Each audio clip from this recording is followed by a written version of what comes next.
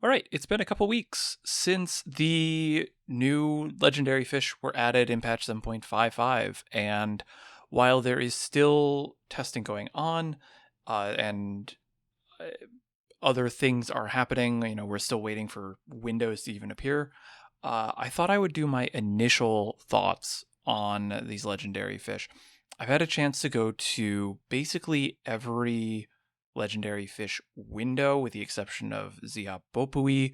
That one is a little bit of a special case, but I'll get to that in a minute. But this is my initial thoughts. My final overall thoughts on the legendary fish and just fishing in general will come later with a big Dawntrail like review and fishing ramble that I'm going to be doing. And that'll be coming out in the next few months. So really, I just wanted to give time for things to settle before I gave my final thoughts, but I have my initial thoughts now, and that's what we're going to talk about, well, now. So, coming right out of the gate, the big conversation piece that we were having going into the legendary fish was related to the downtime of the legends. And I just want to get it out of the way first. No, there is nothing as bad as Purse of Riches. Please stop asking. But we actually had a pretty wide variety of uptimes for these fish. I, like Ziha has the same uptime, like average time per, average time between windows as Heirloom. Nurlar Door ended up being in the lowest possible chance for Urkopacha, which is a 10% into a 10%, which is still rather fair for that. Great Ball of Lightning feels pretty good. That one could have been real rough, but ended up being, feels pretty nice. And the rest of them are actually tied to their big fish. So that was cool. Like, that was really interesting. But so far, like, the downtimes are personally a little bit longer than I would like them to be, because I want to actually catch, like, I don't want to, well, it's not that I want to catch the fish, I just want to fish. But I don't think they're too bad. They're kind of what I would be expecting for a legendary fish. Ziha is now the first legendary fish, or at least the legendary fish that has the longest average downtime between windows, assuming no other new expansions are found when after I'm done recording this. But it has an average downtime of around 7 days. The previous records were being held by like Ruby Dragon and Cinder Surprise around 5. So that is like the only standout thing, and honestly, I don't think it's that bad. It actually feels pretty good so far, and I'll talk about Ziha in a minute. But overall, outside of the downtime, the mechanics of all the fish felt really great, and they weren't heavily reliant on red maggots. That was the other thing that we were kind of worried about going into these legendary fishes. Like, what bait are they going to use? Like, are we just going to have another like mayfly situation where like everything was mayfly? But no, we didn't. A lot of them are mooches that don't require red maggot, or are optimal with red maggot, and it was a ton of fun. So overall, early things so far we're pretty good. But let me talk about the individual fish too, because that's, I'm sure, what everyone wants to hear. And I'll start with Ziha Bubui, because this is the one that I've had the least amount of time with, because basically we found it and then it took a break. And if you remember, actually, I think it was the first ever ramble I did was on something that happened in Endwalker in a similar situation, and that was with Sidereal Whale. Ziha kind of just Sidereal Whaled us, where Sidereal Whale and Endwalker was found, and then it like immediately went on this string of like 6, 7, 2-week long downtimes, and everyone thought that we had like another really bad downtime fish, and that actually ended up not being the case. That Sidereal Whale ended up being a relatively fine one. It just happened to be that in that period of time after it was found, it was hitting into a bit of like a long stretches of not being able to be caught. Ziha basically did the exact same thing. We had 2 windows after the patch, one when it was caught, one as a follow-up like a day or 2 later. And then it went on a vacation for 18 days within its known window. No expansion, no alternative weather conditions or time conditions have been discovered since then. Again, that might change as I am recording this. But just as of recording, Ziha currently is still on vacation and it'll be back in like a week. Now, Ziha is caught off of a driftwood catfish mooch, which is really the core of it. Actually, the comparison to sidereal whale isn't super fair either, but it does kind of work. Because the driftwood catfish mooch we knew about in patch 7.5 because it was either intentionally or accidentally added. We may never know, but basically, the mooch is the most important part. It has an intuition that requires 6 driftwood catfish, and so it relies heavily on the driftwood catfish. And fortunately, driftwood catfish are always up, so I've been able to play around with catching driftwood catfish, and I can very much say that it's actually kind of fun. Driftwood catfish are pretty good to catch. There's no way to isolate them. None of these legendary mooches have ways of being isolated. But it's a fun catch. We get a little bit of optimization fun time where, using data that Teodo Taeyun gathered, if you're looking at raw bite times or raw bite rates, driftwood catfish bites a little bit more often on red maggot. However, if you use popper lure and you use an ambitious lure strat, which the strategy for Ziha is probably going to settle down to basically the same strategy as Punity Pain. So if you're familiar with Punity Pain, you're going to have no problem with Ziha, is my guess, I should say, because I haven't caught Ziha yet. I was testing up until or just slightly into the window that it was discovered. So like that was all I had.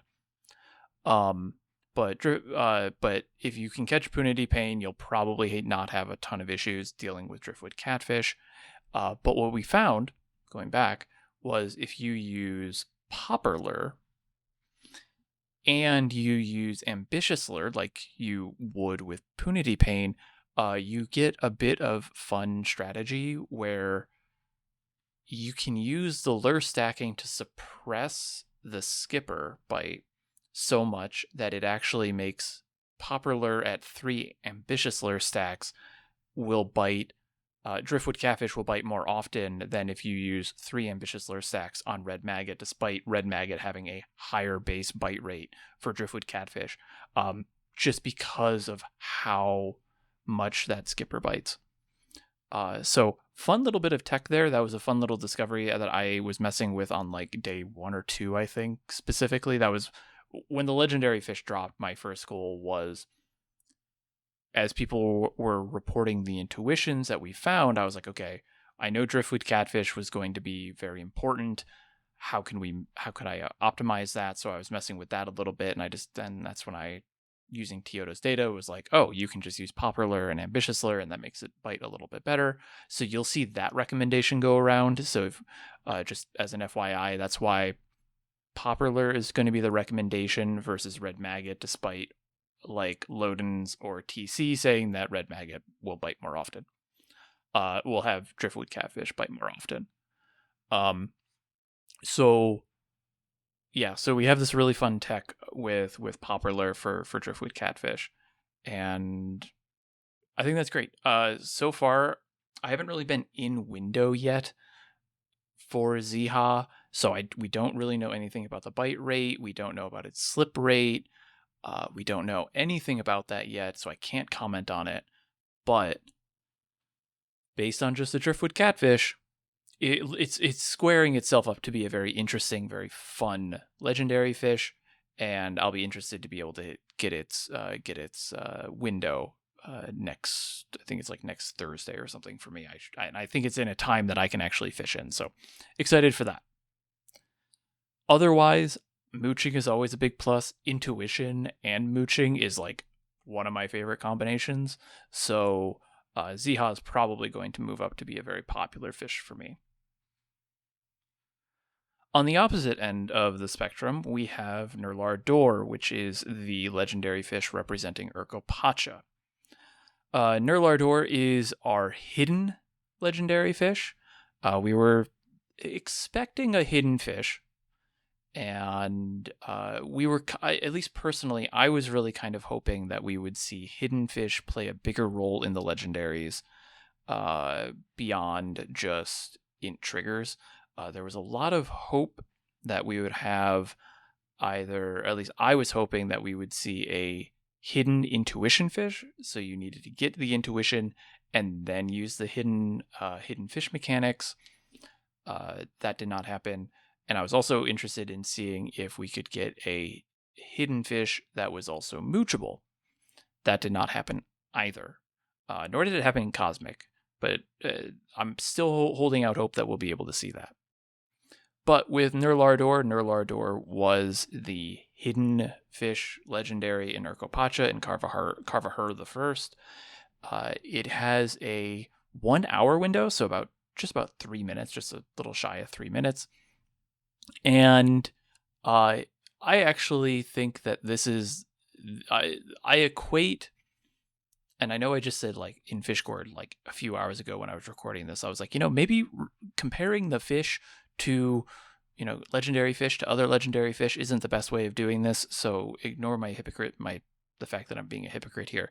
Nurlar Dor feels like it was meant to be this expansion's Aelid Skan, while also being this expansion's Lopoceros elegans.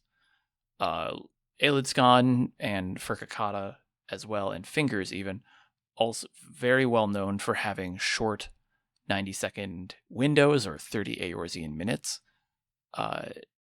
Those are what they're very well known for. Lopoceros being one of the most slippery fish in the game, up there with Xenocanthus, Matriarch. It's easily one of the top 10 slipperiest fish in the game, and they kind of combine the two together, and you're like, oh, panic! I don't want 90 seconds. It's hidden and it's slippery. Ugh. It actually feels great. The window itself isn't 90 seconds. The window itself is, like I said, it's from 15 to 1600 hours during fog into winds, I believe. Don't quote me on that. I don't have it in front of me. But it's 1 Eorzean hour. That's all that matters. And it is a hidden fish that the message can only appear on the third use of Modesler, which is cool. All right. As with hidden fish, the way that we have this set up is, if you get the message for the hidden fish, there's a chance for it to bite. If you don't, you can cancel and restart. And typically we've had some very long windows for these hidden fish, and that has made it so that the strategy was kind of like, use chum if you could, but don't actually use chum if you don't want to deal with GP. Just wait until you get a proc message and then just wait and see if you get a bite.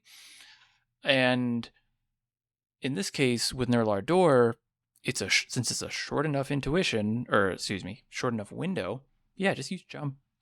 Just cast out, use chum, see what happens, because you can now. The marathon of it, you have plenty of GP to make that work. So even with the hidden fish, even if it is a cast where you don't get the proc, it's not wasting too much, because you're not minimizing chances down the road. In a longer window, you might see with Ole, or if you were, say, farming copper sharks, you're not going to be hurting your GP as much. So that's really cool. I appreciate that.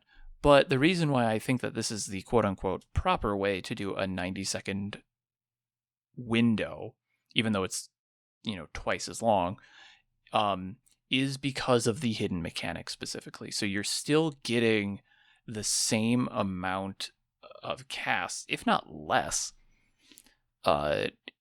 within that 3-minute window because you have to wait for the proc to appear. But you have a chance to properly optimize it. It's clearer at what time you have failed that cast because you either see the message or you don't. With Eyelid Scan or for Kakata, it's always measuring time, so it's a little bit more ambiguous, a little bit more nebulous on that. But overall, you get roughly the same amount of casts. It's less frustrating.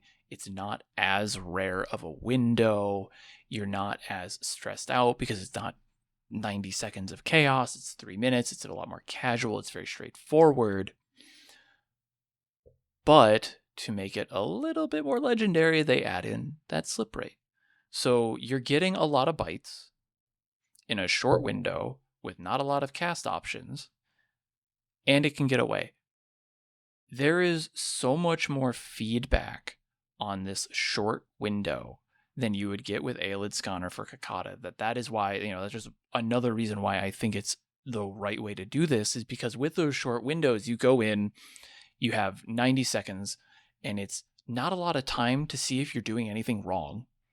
If you're doing anything wrong, there's usually the feedback that you get on that isn't until after the window, and then you feel like, crap, I just wasted this whole window. You don't have to deal with, having to, there's no weird reroll strats either. But that's beside the point. It's much more user-friendly.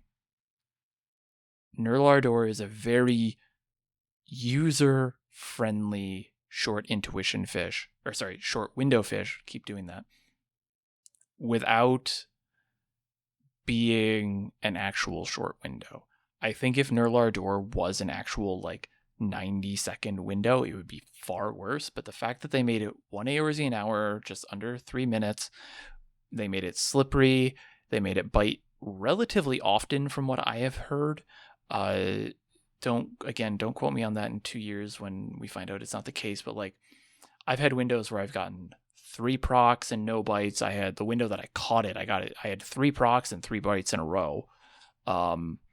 So it's very variable, but it does show up, unlike Frikakata and Eyelid Scan. So it's very responsive.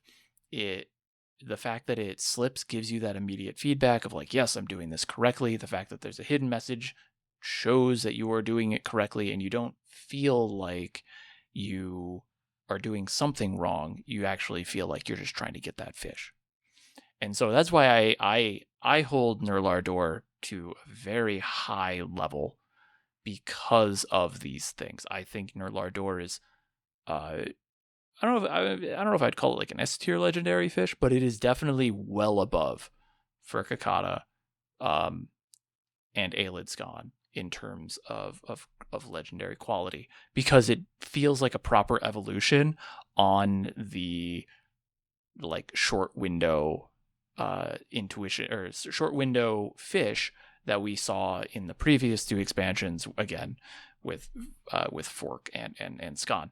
So overall, Nurlardor is also one of my favorite legendary fish for some reason. I still have trouble explaining why. Maybe it's just because it's a cute one and I want it in my aquarium now. But Nurlardor is a fish that I will absolutely go for multiple times. Just because, not because it's easy, but because it's fun. It's a good experience. There's a lot of feedback. It's a beautiful fishing hole too. If you're up on the northern part of the lake looking south towards the mountains, you get this amazing view. It's Urkopacha is a gorgeous zone, one of my favorites as well. So yeah, Nurlardor, highly one of my favorite legendaries so far. Now, speaking of other shorter window fish, we have the Great Ball of Lightning. If you had left me in a room for an hour and said, all right, in Heritage found, these are think of fish that could be the legendaries, a Ball of Lightning would probably not be a fish that I would have come up with. It maybe after like an hour, maybe at the end of the hour as I'm walking out, I'd be like, oh, it'll just be ball lightning. Not something that I would have expected, but great ball of lightning, just a fun idea for a fish, and also an intuition. This is, I think, the other take on a short window fish like Eilidskon or Furcicata, but also done interestingly and better. Great Ball of Lightning is an intuition fish. It has a 90-second intuition, which is the same duration roughly as Furcicata and Eilidskon and Fingers. And it takes one gold grouper to trigger. That's it. Just one gold grouper to trigger the intuition, which is wild. I think that might be one of the first times we've had a fish outside of cosmic exploration and ocean fishing that has a like single fish intuition trigger. It's definitely the only one in the Dawntrail patches, for the Legends at least. And its window though is 6 minutes long. It's 2 Eorzean hours, and finally we finally got an intuition fish that has an intuition that isn't the length of its window. And that has been something that I have been hoping we would start seeing towards the end of Dawntrail. I know I talked about this a lot around 7.4. We did not see it in 7.5, and we almost didn't see it with the Legends. But Great Ball of Lightning came in and was like, yeah, don't worry, Fruity, I got you. 6 minutes long window with a 90-second intuition. And that's cool. Love that. It's an easy proc to get. And as community testing has done, if you're watching me stream, I worked on this a little bit as well, though others have worked on it far more. The refresh rate, the intuition refresh, remember that level 50 trait that we got at the start of Dawntrail, Fisher's Instinct, that whenever you catch a fish that is used to trigger intuition while under the effect of intuition, it has a chance to refresh that intuition to its full duration.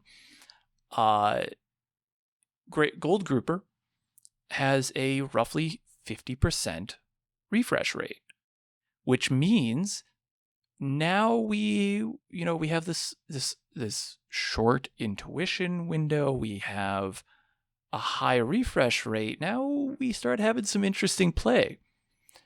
Is it worth it to slap something and just try and get as many intuitions as possible? Is it worth it to actually go and try and keep this intuition going as long as you can? And right now the number is currently sitting around 50% for the refresh rate. And I think what I have settled on personally is I don't go for a refresh unless there's 30 seconds left or less on the intuition. Then if I know I have a gold grouper bite, which they're super easy to identify, try and refresh it. And if I get the bite within 10 seconds of intuition ending, I just go, you know what, never mind. I'll lose that cast. And instead of risking not getting it and potentially, or not getting a refresh and not getting another cast that I can use Ambitious Lure under multiple times, because Great Ball of Lightning is a Ambitious Lure fish. It's a powerful hookset fish. Instead, in that last 10 seconds, I just hold it. I just hold the gold grouper because it's a collectible. So you get a little bit of the collector's glove holding as well. And in a way that doesn't feel super scummy.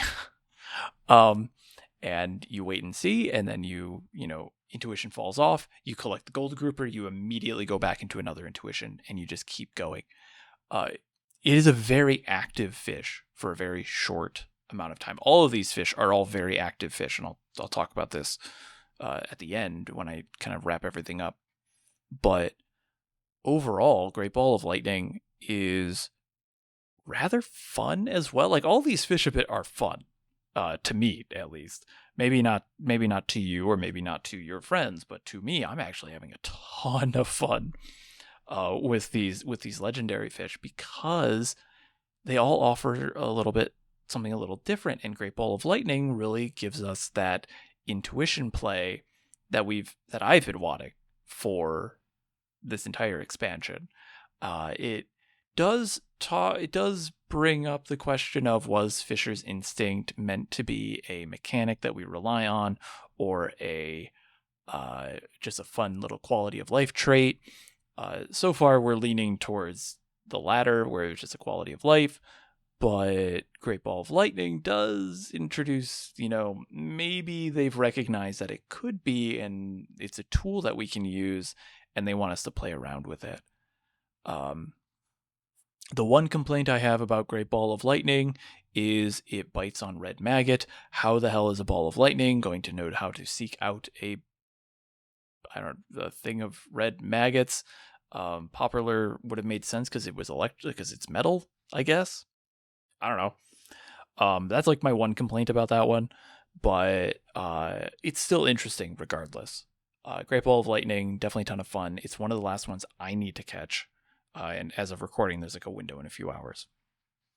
So overall, Great Ball of Lightning, they're just a fun little guy. They're just a little ball. Well, actually, they're a rather large ball, but they're just a ball. There was also jokes too that it would be really funny if whenever you caught Great Ball of Lightning, you either exploded or were given a very long paralysis effect, because that's what it talks about in the lore. And I haven't even talked about like the lore of these fish. The guide entry for Great Ball of Lightning describes how people would reel it up and then just like get electrocuted. I think that would have been a fun little thing if they were able to do that. I don't know if they could. That would just be funny.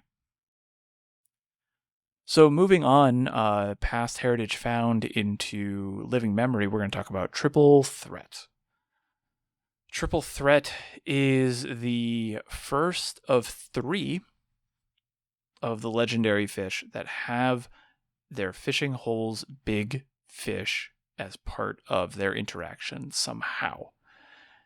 Triple Threat is the same weather as and the same conditions as Shined Copper Shark. It is an intuition, has a long intuition of about 10 minutes, and it requires 2 Copper Shark and 1 Shined Copper Shark. It's the interesting thing, like overall, Triple Threat is a very straightforward. It's a legendary fish. It's a straight catch. You have to compete against Shined Copper Shark. At this time, I know some people are like, Shined Copper Shark only goes to 19 seconds and Triple Threat's after 20 seconds, so technically you can differentiate the two. Yes, you can, but at this point, I'm not convinced on that just yet. So if you decide to rest any ferocious bites, do so at your own risk, especially if you're using Chum, because if you're using Chum and Ambitious Lure, that's just going to collapse it down. Just be smart about that if you're going to be following that. I'm not going to confirm whatever the bite rates are, because that still requires plenty more testing. But you still have to compete against Shined Copper Shark. You get to use the lures a whole lot, which is a ton of fun. The intuition, not that challenging to get. It's relatively straightforward. Shined Copper Shark bites relatively often, so you're running into it very often. The slap target, which is most likely settling around Forgotten One, which is basically Forgotten One is basically like the Stormfish of Canal Town North. Very simple, straightforward thing. It's a very good starting legendary fish for anyone who just like got into fishing in Dawntrail. That would be my recommendation. But the interesting thing about Triple Threat, and this is something that runs into the next few fish, is the intuition is as long as the window is up, roughly. I think actually it's maybe about 3 minutes shorter for Shined Copper Shark, but it's roughly the same length as the whole window, which I have said is not great, but the windows that we know of so far for the legends that have ints that are tied to big fish are the same as the big fish. So, Shine Copper Shark's window, 8 to 13. I believe that's what it is off the top of my head. I should have written that down, but I didn't. Whatever Shine Copper Shark's window is the exact same, as far as we know, for Triple Threat. It may be like not time restricted. It could be, it could just be weather, it could be time restricted, but not weather. There's still testing going on for that. But as of right now, the known valid time slot is the same exact window as Shine Copper Shark. So if you get your intuition with 5 minutes left on that Shine Copper Shark window, you get 5 minutes of Triple Threat. And this is interesting. We haven't seen this before. With lancet fish, that's probably the most extreme example. It's like the duration of its window or of its intuition is long enough that if you get the Moratecta to trigger intuition at the start of the Moratecta window, you still have enough intuition to go through the entire lancet fish window. Aquamaton is in a similar boat as well, where if you get a shade shifter, you still get a little bit of extra time at the end to go through your intuition. They haven't been this restrictive on intuition in a hot minute. So this adds kind of this interesting pressure where you need to focus on, you really have to focus. I guess it's probably the easiest way. You don't have to focus on anything except the fishing, because none of these fish are fish that you can kind of just passively sleep through. This isn't like a Cinder Surprise where you just chum, cast, wait for a ferocious bite, and then be like, oh, it's here, wake up, got it. You don't do that with these. These are ones where you're all very active and very focused throughout the whole thing. The downside is it does create this play where if you don't get the intuition early on, you may not feel like staying the whole time. And that's currently, I'm still debating whether or not that specifically is good, but what I do really appreciate is that they're making it restrictive. I really think that part of the deal with Legends is, one, not only are they novel, but two, they're also very restrictive on what you can use while allowing you to use your full kit. Triple Threat lets you do a lot of that. Obviously, it's not a mooch, so you don't need to worry about mooching, but you are using a good chunk of your kit to make sure you can get that Copper Shark or that Triple Threat. Shiny Copper Shark, excuse me. And so you, by cutting the window short, despite it being despite the intuition going along,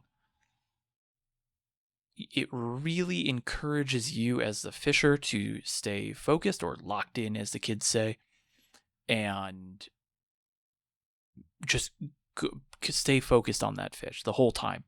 And I think the fact that none of these legendary fish really have any sort of long prep like that we've seen for some other fish in the past. Actually, I think maybe Ronnie Beecher might be like the one exception, and maybe Ziha.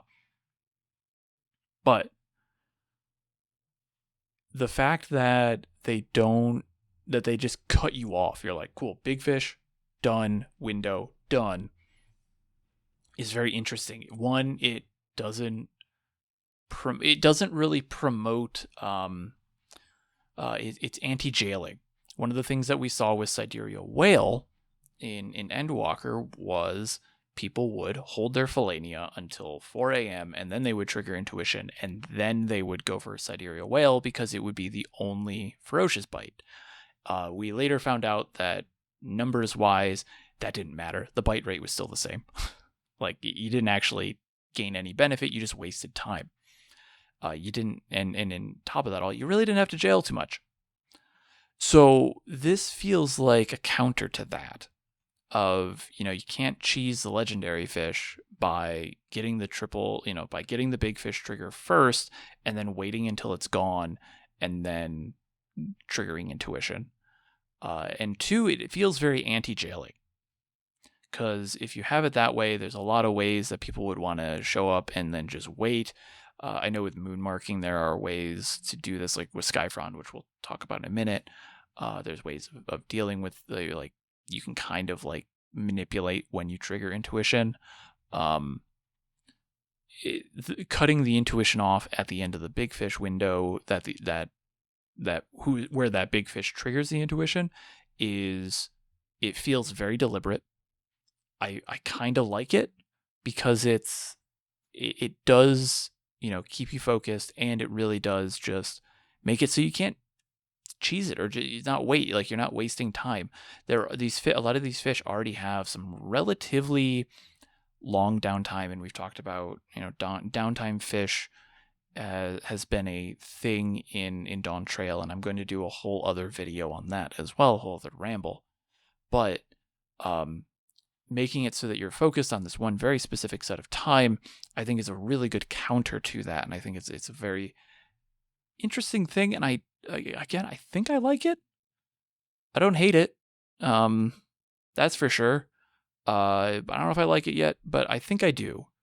So yeah, so Triple Threat's the first one of those fish where it's like, the Shine Copper Shark window, you need Shine Copper Shark to get the Triple Threat intuition. If you get it right at the start, you get basically the whole window to fish for a Triple Threat. If you don't, you have, you have less and less of a chance. I want to make this also very clear that with these legendary fish, you should always be fishing the whole time, because it really only takes 1 or 2 casts. You only just need, even if you get Triple Threat with like 30 seconds left, that's like 2 casts. You might as well. Like, you never know. Triple Threat bites relatively, from what I've seen, Triple Threat isn't the most rare of fish, I should say. So like, always finish out the window if you get intuition, even if you only get a couple of casts. You might as well give yourself that attempt, so it's not so it's not a window where you have like 0 attempt and you've just spent 20 minutes for nothing, or for no attempts, I should say. Always give yourself that chance to go for it. So the other fish that does this is Skyfrond. Skyfrond is the legendary fish of Yachtel, and it shares a conditions. As of now, again, further testing is needed to see if there's a weather requirement, and folks are doing that. But Skyfrond, the legendary fish of Yachtel, shares a known valid time slot with Moon Marking Saucer, which is the mooched fish of Cenote Jayunja off of Flawless Saucers, and Skyfrond itself is also a mooched fish off of Flawless Saucers. And it basically is literally just more Moon Marking Saucer. If you liked Moon Marking Saucer, you're going to love Skyfrond, because Skyfrond is just Moon Marking Saucer with more Moon Marking Saucer. It's easily one of the top 3 fish for me, Skyfrond specifically. And it has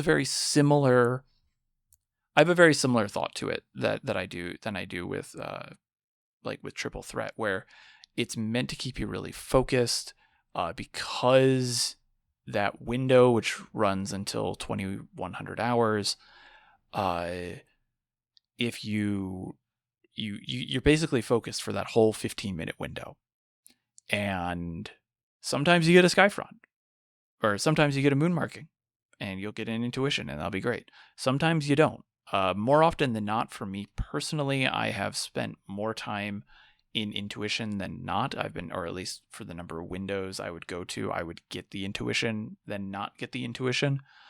Your mileage may vary, obviously, but overall, it feels great. I actually don't have a lot to say, because I think Moon Marking Saucer is, like I said, easily one of the top 3 big fish for me. Skyfrond is right there as well, because it's fun. You get a lot of GP management. You get to play around with Patience 2 and makeshift bait. Like, you really got to prep for it with Spareful Hand. There's like you are using your whole kit to catch Skyfrond. And the better you understand how your kit works, the better you are at making decisions while fishing, the better and easier Skyfrond will be for you. If you don't know how to do that, you're going to learn with Skyfrond. A lot of people have talked about like, oh, fishing is all RNG and there's no skill involved whatsoever, and that's wrong. And Skyfrond is the example of that. A lot of skill is needed in fishing, and a lot of it revolves around decision making and knowing what your skills do, how to use them effectively, knowing what decisions to make and when, knowing which skills to use and knowing when you should identical cast, but you could, but you shouldn't, because that would mess up something down the road. Being able to look forward. Skyfrond is a very, very good example of that. And I really don't have much more to say on it, because it's basically just, it's a good fish. Like, Skyfrond is probably one of my favorites as well. I have a lot of favorites this time around. Simply put, all of the Dawntrail fish, all the Dawntrail Legendary Fish, surpass or tie the Endwalker fish at minimum. Every single one.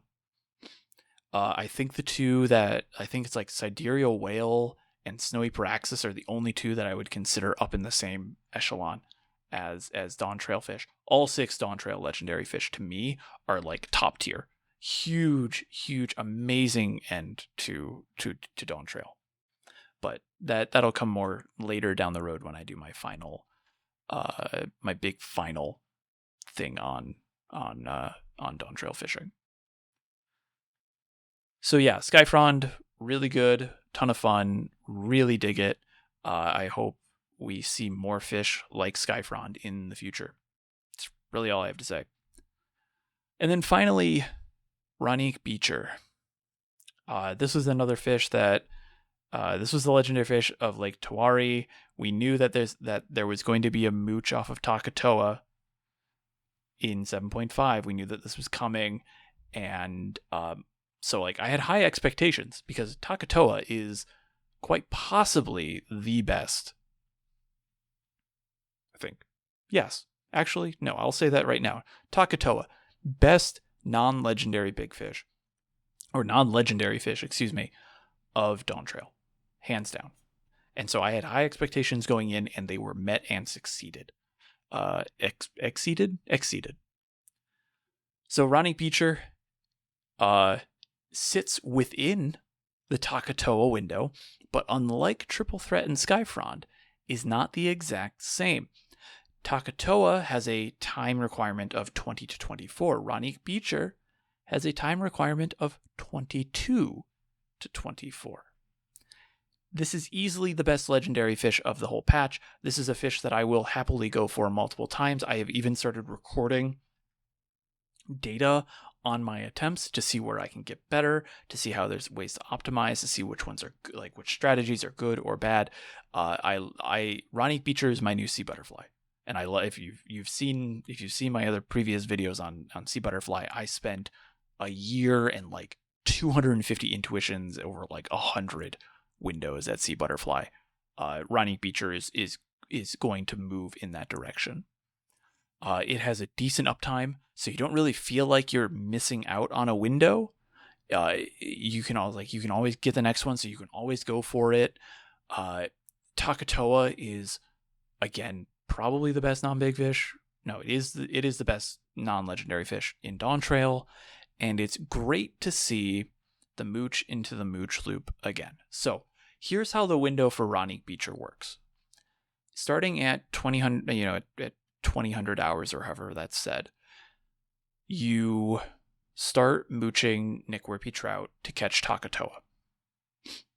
And if you catch a Takatoa in those first 6 minutes, from 20 to 2200, you can store it with Spareful Hand.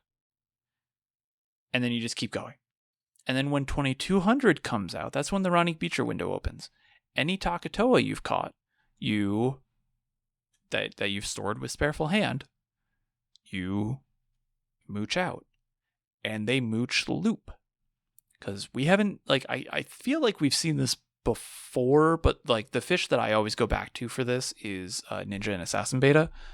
The big fish of the Deep Tangle in Mordona, they do that where you have to mooch into a fish and then you mooch loop on that. I think Kuno the Killer does this as well, but that's not the point. The point is you get a Takatoa and then you start mooching the big fish over and over again, and so the whole window is broken up into these two parts, and you have like phase 1, which is the prep. Try and get a Takatoa, get it to store. You can store it with Spareful Hand, and then the second half of it is actually going for Ronique Beecher, and if you fail that, going back into what you were doing into phase 1. And you have to maintain your GP. You have to be able to maintain an opportunity to mooch at all times. Basically, you have to be able to mooch something for 12 minutes. You need to be able to do that. And ideally, you maintain enough of that to be able to store it and use identical casts to maximize the number of mooches you get. It's a very interesting way of doing like I don't want to say split window because that's another term, but like a multi-phasal window. If you've done Ruby Dragon, you get a very similar feel for this. The strategy for Ruby Dragon is from midnight to 4 a.m. you catch Cure, and then from 4 to 8 you can mooch those Cure into Ruby, and if you run out of Cure, you go back and catch more and then go into the mooch. Same idea, compressed down into 4 hours instead of 8, and using way more GP.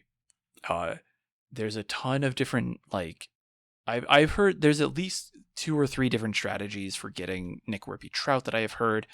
The 2 that I recommended was the popper lure that was in the original Takatoa guide. That one's what I recommend for everybody. And then for the advanced users, if you want to use versatile lure, there's a strategy for that as well, and I have a video on that too. And it is just different ways of approaching this thing. Like, this is like, I don't want to say it's the perfect legendary fish, but it's pretty damn close. If we were measuring, how perfect some of these fish are, Ronique Beecher with Takatoa, if it isn't a perfect legendary fish, it can see it from its house. It is absolutely just chef kiss of a legendary fish. Immediately, an S tier legendary fish. I did a preliminary tier list that I shared with the expert anglers and some friends to say, here's where I'm at with where I think all the legendary fish sit, not just the Dawntrail ones. And the first one I placed right in the S tier was Ronique Beecher. Absolutely a great fish. I really want to just talk more about it, but this is going on for like almost 50 minutes now. I'd really prefer not to go that long, but Ronique Beecher is probably one of my favorite fish out of this whole expansion. Partially due to Takatoa, partially due to everything else. So, big clapping noise. I don't know if you can hear that, but big clapping noise from me for the devs who came up with this. Ronique Beecher, great. It's great. I love it. Anyways, yeah. So that's all of the legendary fish. That's all my initial thoughts on them. I'll talk. Like I said, when we've had more time, when I've had more time to kind of play with all the fish, it'll definitely be after I catch all of them. So after I get Angler Eternal, I'll start putting together my big Dawntrail review. But I think really overall, I think the really interesting things to come out of the legendary fish is the intuition cutoffs for fish that have big fish involved, so Triple Threat and Skyfrond. And I guess technically Ronique Beecher, even though Ronique Beecher doesn't use intuition. But a lot of these fish feel much more focused, and abbreviated, and really feel like you're not going to go in. It's like it's like a fun pressure for folks like me, where there is a little emphasis on, if you get lucky early, then yeah, you're gonna have a better time than someone who doesn't get intuition until like 4 minutes left. But from what I can tell, in like initially, it doesn't matter all that much. Like, even if you get the intuition for triple threat, 5 minutes in, you still have a decent chance of at least seeing a bite. It might be a little slippery, it might not, but you have a decent chance, like a pretty good chance of seeing it. So it's very balanced around that, where even if you don't get an intuition right away, you don't feel bad. Is what I'm trying to say. Is like, don't give up if you don't get an intuition within the first 5 minutes of a window. Definitely push and push and push until the very end. We didn't have any, all these fish felt very anti-jailing, which is great. There was a couple of people who were like, oh, maybe I could just hold a Takata. I'm like, no, stop, slap, bad. When there's no need to jail for any of these fish. I see no reason to, and their design to me tells me that they don't want you doing that either. So don't even think about that, and I'm very pleased to see that. And yeah, overall, I mean, during the Mr. Happy interview that he had with the developers who work on fishing, they were like, hey, 7.55 is going to bring you some very formidable fish that we hope you have fun with, and they delivered. I think these are they are formidable but approachable. These are not fish, again, with the exception of Ziha, because we don't have enough data on it, but so far I don't feel like you're going to be seeing wait times like some people claim they have with like Ruby Dragon or Cinder Surprise or Sidereal Whale. I think these are very fair but formidable, respect them type fish. And that's great. So another big round of applause to the fish devs, because I really, really like how these legendary fish came out. I'm going to spend more time with them again, just to get my better thing. But this is the initial thoughts on them all. When I do my final Dawntrail review, you'll get my whole and final take on them. But again, I don't know how many times I can say it. It's like, they're good legendary fish. So, yeah. Anyways, good luck on your own legendary fishing hunts, and I will talk to you next time. Good luck. Happy fishing.